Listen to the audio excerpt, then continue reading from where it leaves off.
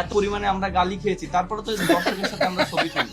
আমরা তো বলতে পারতাম যে না, আমরা ছবি তুলবো না ভাই, কারোর সাথেই তুলবো। বোর্ড পরিচালক এম নাজমুল ইসলামের পদত্যাগের দাবিতে নিজেদের অনড় অবস্থানের কথা জানাতেই ডাকা হয়েছিল সংবাদ সম্মেলন। সেখানে এক পর্যায়ে ক্রিকেটার মেহেদী হাসান মিরাজ মজার ছলে ভক্তদের সেলফি তোলা প্রসঙ্গে কথা বলেন। সেই কথা টেনেই ফেসবুক পোস্ট দিয়ে মিরাজকে এক প্রকার খোঁচা দিলেন অভিনেত্রী শবনম ফারিয়া।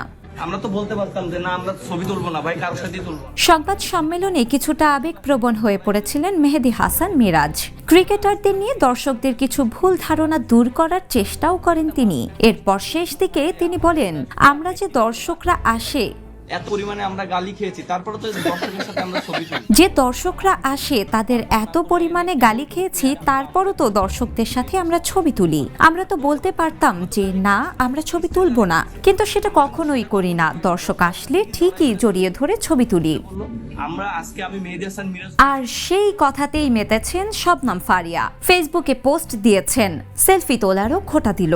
পোস্টের নিচে দেখা গেছে অনেকেই আবার মজা করে কমেন্টও করেছেন। একজন লিখেছেন, আমার সাথে তুমি ছবি তুললে আমি কখনো খোঁটা দিতাম না।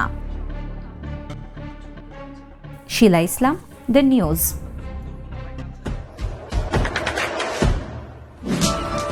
দেশে দেশে সবার সাথে দ্য নিউজ।